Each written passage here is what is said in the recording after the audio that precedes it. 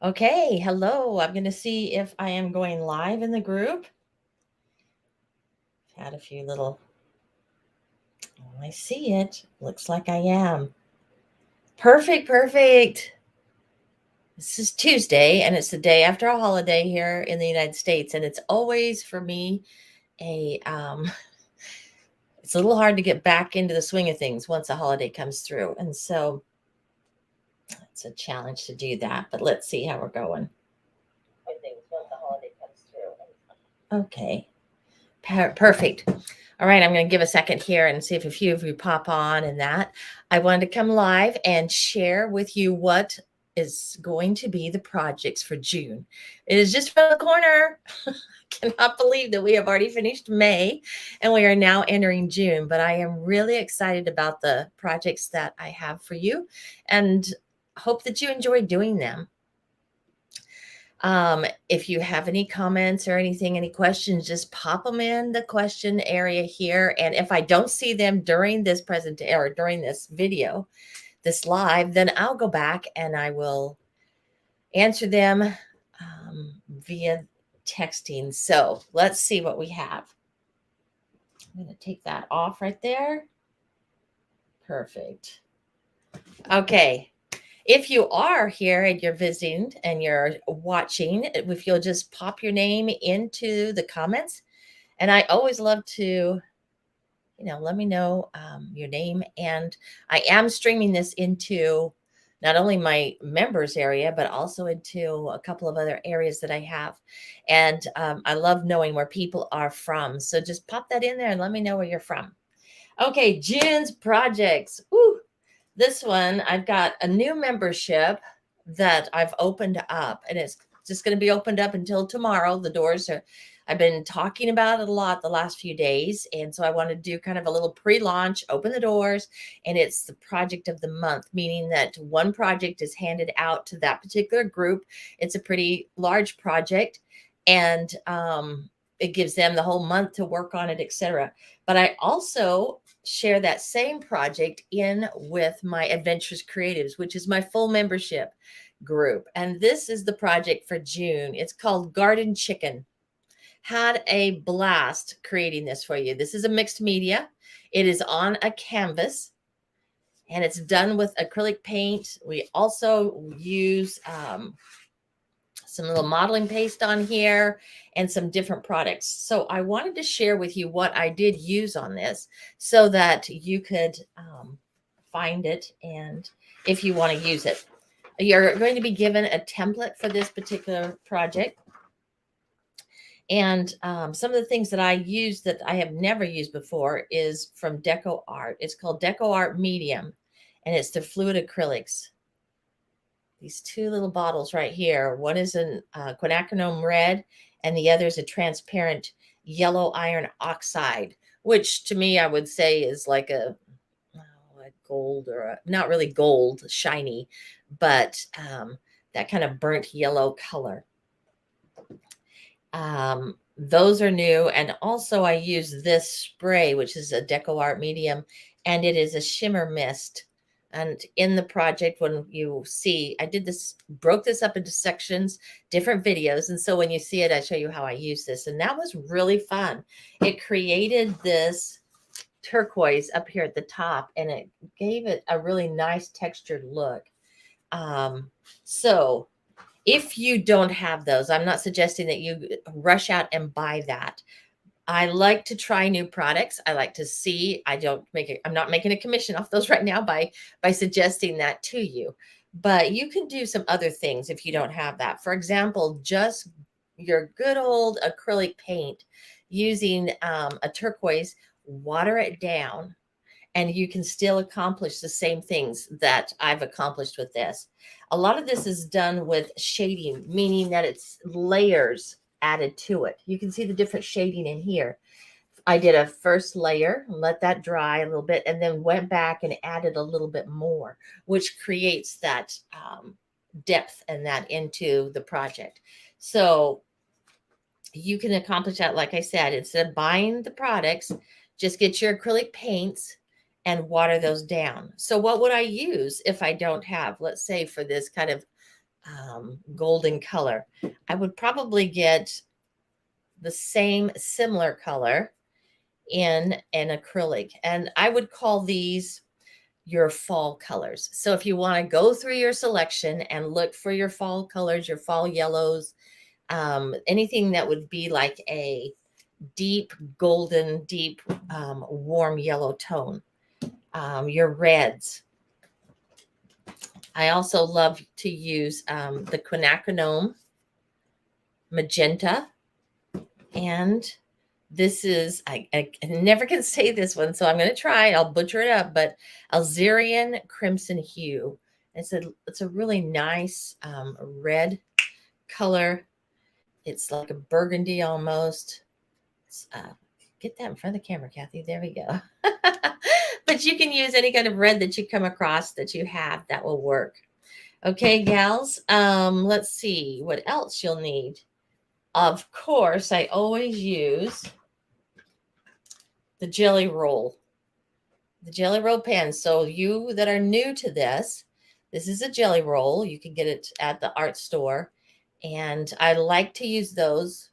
I like those so much better than some of the other white markers in that are out there, because it applies, it stays, it's tends to be a permanent.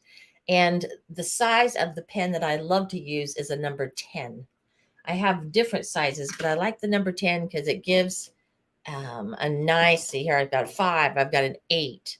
It comes in kind of a silver color also.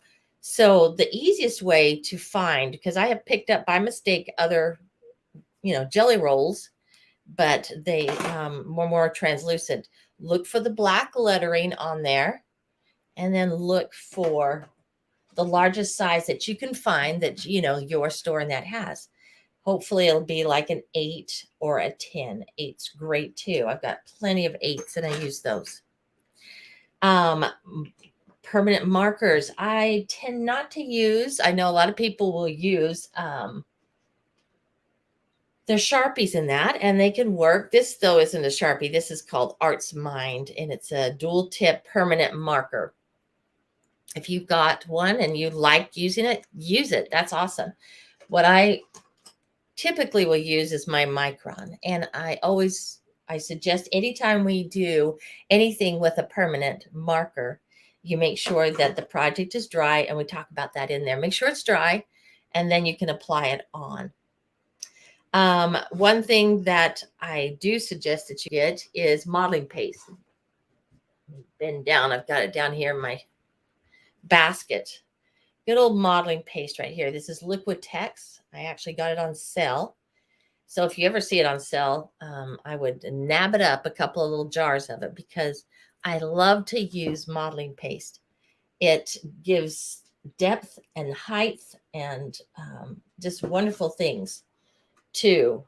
Like this up here is modeling paste. You can accomplish this by putting on some other things like gesso and that, but I like the depth. You can't see that on this camera, but it gives it just that really stands out. So if you're doing stonework, brick, anything that you want to have a really nice texture to it, then modeling paste is your go-to.